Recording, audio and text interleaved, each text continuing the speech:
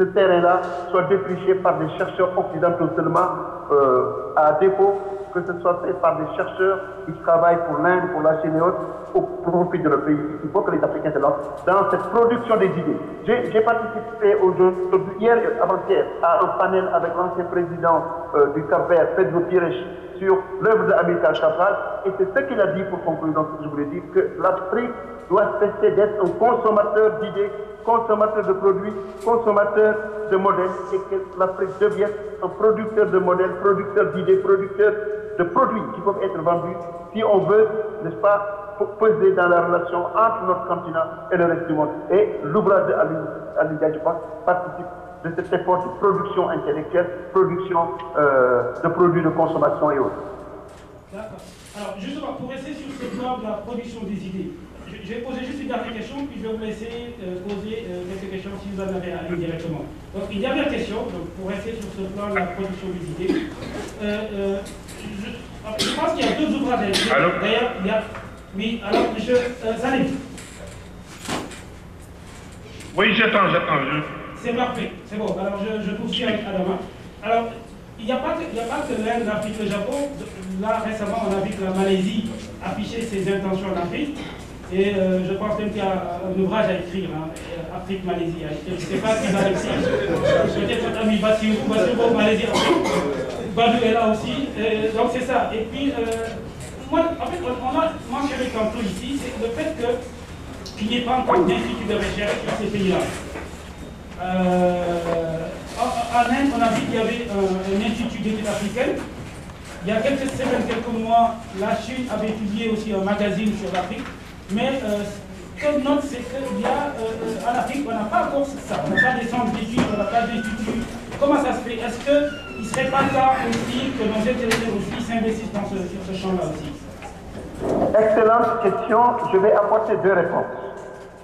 La première réponse est que cette plateforme virtuelle qui nous réunit devrait pouvoir être l'occasion de lancer concrètement la mise en place d'institutions de cette nature. Parce que ce n'est pas à d'autres de le faire, c'est à nous de le faire. Ce ne sera pas facile, mais je pense qu'aujourd'hui, si la volonté des intellectuels existe de mettre en place de telles structures, ces intellectuels peuvent avoir les moyens, des soutiens. Ça peut être du privé, ça peut être des États pour pouvoir avoir ces institutions. Et il faut commencer à partir de rien, mais je pense qu'il faut le faire de façon éclatée, ouverte. Que ce ne soit pas une affaire sénégalo-sénégalaise, que ça s'ouvre à l'Afrique, que le projet puisse être introduit au niveau de l'Union africaine pour solliciter la bénédiction de l'organisation, malgré ses limites, que ce soit introduit au niveau des lieux de think tank qui existent en Afrique du Sud. Notre ami Chérif Ali Salifsi, qui connaît bien cette partie du continent, peut en parler également. D'en parler avec des autorités qui sont intellectuellement intéressées par le dynamisme des Africains sur ces questions-là, comme Thabo Mbeki, que ces intellectuels-là puissent être abordés. Je pense que c'est à nous à faire ça. Et autant il y a eu pendant longtemps l'absence de structures de réflexion africaines ou d'écoles du genre qu'on trouve aujourd'hui au Canada, aux États-Unis ou ailleurs. Aujourd'hui, ce que l'on voit en Afrique et un peu partout dans le monde, la globalisation a donné à l'individu une forme de liberté d'action et une capacité qu'il n'avait pas. Donc à nous à passer à l'action et à faire quelque chose.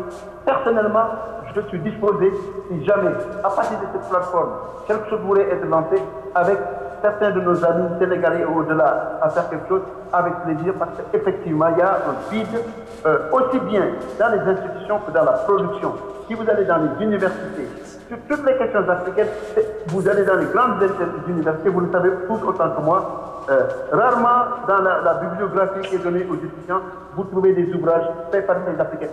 Nous ne sommes pas parfaits, mais au moins que nous commencions quelque chose avec notre façon de voir, nos sensibilités, nos connaissances, que nous puissions produire quelque chose, que l'Afrique puisse commencer à parler par elle-même, pour elle-même, sur certaines questions sur lesquelles elle doit avoir droit au sacrifice. Parce qu'on ne doit plus laisser le débat du continent africain être porté par les seuls dirigeants africains, quelle que soit l'importance de ce qu'ils représentent. Donc ça, c'est la première réponse que je donne.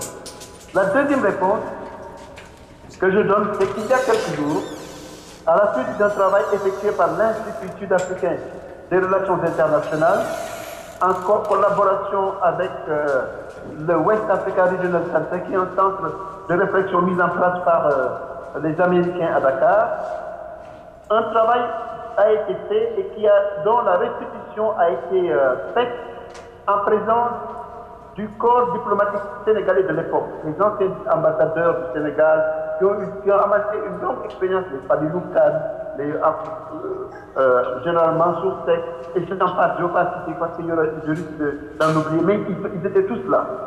Et l'une des conclusions, je faisais partie des participants à cette conférence, l'une des conclusions était qu'il faut qu'on crée un institut ouest-africain des relations internationales. Est-ce que c'est dans ce cadre-là qu'il faut le faire ou est-ce qu'il faut un institut africain des relations internationales basé à Dakar avec des sections consacrées aux études est-asiatiques, aux sud-asiatiques ou bien aux études latino-américaines? Ça, c'est une réflexion à engager et je pense que si à la suite de cette réflexion, de cette conférence aujourd'hui, de cette discussion qui nous unit virtuellement, nous parvenions à jeter les bases de la création d'une telle institution, je suis convaincu que ces diplomates que j'ai vus, qui ont ramassé un stock de connaissances diplomatiques, d'expérience, mais qui sont en train de finir tranquillement leur jour sur Terre, je pense qu'ils donneraient leur contribution. Enfin, pour être encore une fois très pragmatique, ce genre de choses, pour les lancer, il faut me semble-t-il ce qu'on appelle en anglais seed money, un investissement de base. Est-ce que celles de ceux qui sont ici aujourd'hui et leurs connaissances au-delà sont prêts à mettre un tout petit peu de leur avoir, au-delà de leur savoir qu'ils mettront demain, pour lancer l'initiative? Est-ce que si on peut mobiliser 500 Sénégalais intellectuels, est-ce que chacun est prêt à mettre 200 à 500 dollars, au moins pour avoir un secrétariat de base, virtuel, qui commencerait à lancer l'idée, à aborder les institutions qui peuvent être partenaires, les institutions nord-américaines, sud-américaines, asiatiques et africaines, pour que le projet devienne une réalité. Toutes les institutions que nous voyons de formation dans le monde sont parties d'initiatives généreuses et d'aventures audacieuses et risquées. Je crois qu'il y a ici une base fondamentale de savoir et de savoir-faire qui gagnerait à être mise en place au lieu d'attendre que ce type de projet vienne d'en haut de l'État. La globalisation, la mondialisation, c'est la capacité donnée à ceux qui sont à la base, qui sont des citoyens actifs comme nous, autres, n'est-ce pas, de faire quelque chose, de lancer des initiatives pour ne pas être laissés à rate. Parce que si on ne le fait pas, les pouvoirs étatiques et autres continueront de gérer le destin de ce continent sans y associer celles de ceux qui ont beaucoup à contribuer pour la marche de ce continent qui nous est si cher à nous tous. Merci. Alors, le message, je pense que c'est entendable dans toute la salle, ne fait d'accord avec cette idée. Le message est entendu. Donc, je vais passer à votre ami Chéri Sanusi qui attend. Merci beaucoup, il n'y a pas de problème. Je suis à votre D'accord. Chéri, est-ce que vous m'entendez? Oui. Oui, c'est ça. Alors, je vais passer à vous. Donc, vous avez lu l'ouvrage d'Ali Ndiaye. Donc, ce que je vais vous demander, c'est juste déjà, comme ça, de faire un petit commentaire sur ce qui a été dit. Et puis, voilà, de dire ce que vous avez, vos impressions après la lecture de ce ouvrage.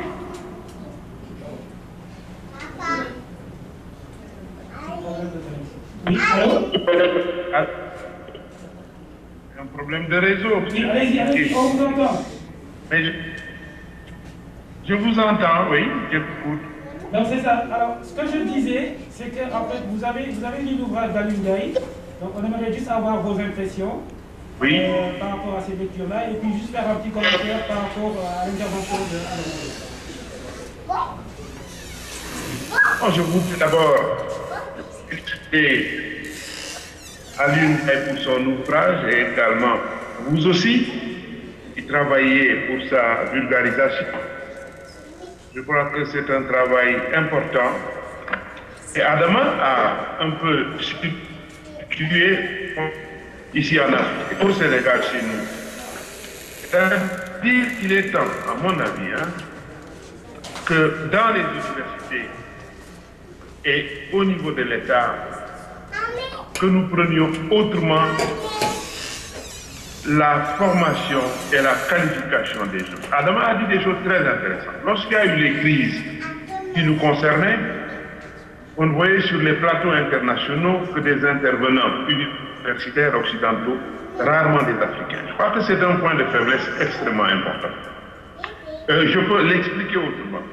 Moi, je suis ici, dans les universités. On veut construire l'unité nationale, l'intégration régionale. Vous me suivez? Oui, on vous entend. Est-ce que vous m'entendez? Oui, très bien, très bien. Ah voilà. Vous ne pouvez pas trouver un Sénégalais gambien. Vous ne pouvez pas trouver un Ivoirien spécialiste de la société sénégalaise. Vous ne pouvez pas trouver un Mauritanien spécialiste du secteur informel sénégalais. C'est-à-dire qu'on veut aller vers une unité et nous n'avons aucun spécialiste sur aucun des segments qui méritent une connaissance pour aller à la conquête du monde. C'est un point de faiblesse à la maladie. Il faut corriger cela. Spécialiser les gens et la maîtrise. Que les gens travaillent à une meilleure connaissance des pays qui nous entourent, de nos partenaires d'aujourd'hui et des partenaires potentiels. C'est un point de faiblesse. C'est ça que j'avais à dire sur le commentaire de Adam Akaï. Mais revenant sur le livre, vraiment, je me réjouis qu'il y ait ce genre d'ouvrage parce que, comme je viens de l'indiquer, nous sommes très peu à travailler sur les pays émergents. Au niveau de nos États, il n'y a pas de groupe. Il n'y a pas de groupe de travail, il n'y a pas de spécialiste, à ma connaissance. C'est au niveau de l'Union africaine qu'ils essayent un groupe de réflexion. Des hommes d'affaires et des universitaires pour travailler à une meilleure connaissance des émergents et à la construction de partenariats. Je suis membre du groupe des experts de l'Union africaine pour les BRICS. De plus en plus, entre autres, je me spécialise sur l'Inde et la Chine. J'ai deux collègues ici qui travaillent sur le Brésil. Je crois que c'est ça qu'il faut poursuivre. Maintenant, revenant à fond sur la question du livre, vous avez posé une question tantôt, que faut-il faire? Je crois que l'Inde change de façon de faire. Si vous regardez sa diplomatie, je crois que ce pays joue sur plusieurs registres, sur plusieurs axes et dans plusieurs directions. D'abord, un facteur important est que ce n'est plus le partenariat entre États qui finance le développement, mais c'est le marché qui finance le développement. Donc, il y a nécessairement une compétition pour capter les flux d'investissement étrangers. Ça veut dire donc qu'il y a compétition. J'ai dit politique applique. L'Inde déjà doit se situer beaucoup plus clairement, de façon beaucoup plus intelligente et beaucoup plus dynamique dans sa propre région pour contrecarrer le déploiement de la Chine sur les marchés, notamment des pays qui l'entourent. Pour l'Afrique, vous avez vu une démarche, disons, elle cherche à marcher sur deux jambes. Une coopération avec les États, mais une coopération avec les communautés nationales que l'on appelle les CR. Si l'Inde insiste de plus en plus sur la coopération avec les CR, les communautés régionales, c'est qu'elle dit déjà sa difficulté, c'est-à-dire d'être un pays et de vouloir commercer avec 54 pays. Ce n'est pas possible. C'est pour ça, dans nos travail, dans le contact que nous avons avec l'Inde, elle demande, elle soutient les efforts que nous posons pour qu'au moins le CR, la communauté économique régionale, soit une sorte d'espace opératoire où on noue les projets et les programmes, on